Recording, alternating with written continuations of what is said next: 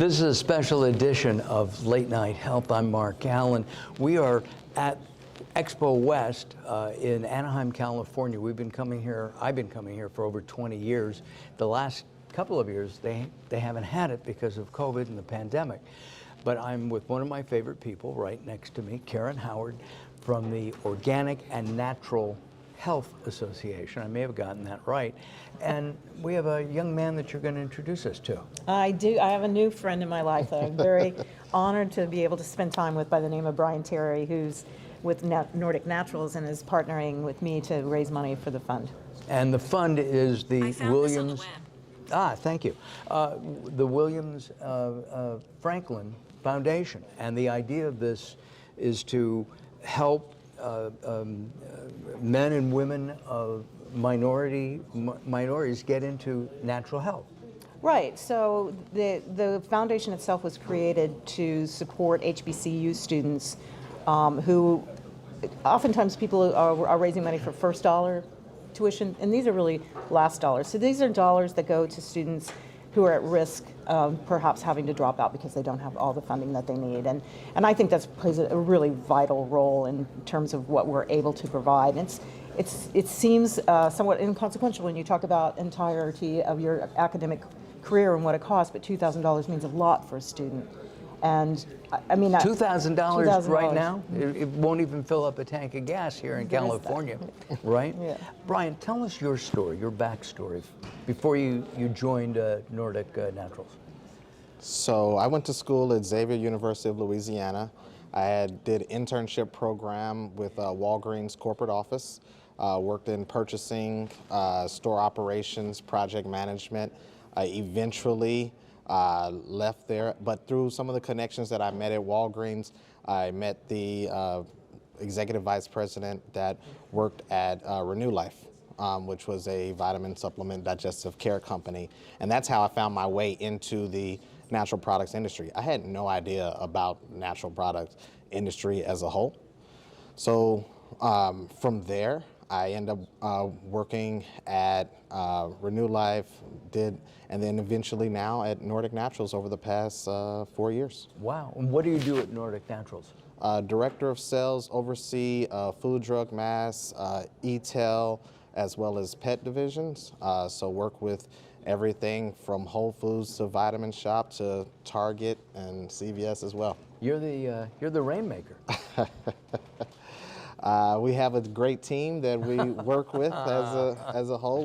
We started really small, and we've had a great run over the past several years. That's great. Why are you so involved and interested in the Williams Franklin Foundation? I'm interested because a few years ago, I was at Expo West, and I was always focused on just kind of doing my job, focused on what it was that I wanted to accomplish. And while looking around, I also didn't really notice anyone that looked like me in the process. And that was something that really, I said, wow, this industry has done so much for me, so much for my career. Maybe there's a way to, how do we reach out? How do we find this connectivity to a place in which I think that it can do a lot of good, but also we can provide a lot of value. And because HBCU students is a prime hub for a lot of the African American students, or black students as a whole, that are in the workforce. And for me, that became a really big passion project of mine, of how do we expand the diversity in this entire industry. Because diversity any place, in my way of thinking, and I know you agree with me, Karen, is something that we all need to strive for. Why is organic and natural involved? So we, with the pandemic, and we, as you well know, and so do your listeners, we do a lot of work in the vitamin D arena. Right. And so when the pandemic hit, and the African American community in particular is being devastated by the disease and the outcomes of that, and already suffering at a disproportionate rate for the underlying circumstances that we believe result in that severity of COVID, we retooled our entire messaging to reach out to the black community and did the Get On My Level campaign. So we were already very aware of the extreme needs for the education and the outreach, and very committed to that. And Dr. Redcross was the most amazing spokesperson for that effort. So it was almost like a natural segue in terms of what else could we do. And I stumbled upon the foundation through my friends at boot camp. My boot camp is probably 85% African American, and was able to participate in a couple of the fundraisers. And with DC literally on fire, Yeah. it just became, it's a situation where you're either going to succumb to depression, or if you're me, you're going to find a way to reframe that and do something positive out of it. And I completely changed the way I donated dollars and the kinds of efforts that I wanted to support, and brought this to the board, and they actively supported it and have been very engaged since day one. We've had a website up throughout our interview right now, and that's the Williams Franklin Foundation, and you can donate and help these kids learn about and get opportunities in the natural products arena. I really appreciate you guys being here. Just one last thing, Brian, could you tell a short story about, both of your parents went to school, and I guess you didn't know exactly what to do, is that? So both of my parents went to Vanderbilt. Their incoming class had 25 black people. While they were in school, they shared with me some of the things that they went through during that time, as being such a very small minority of the school population.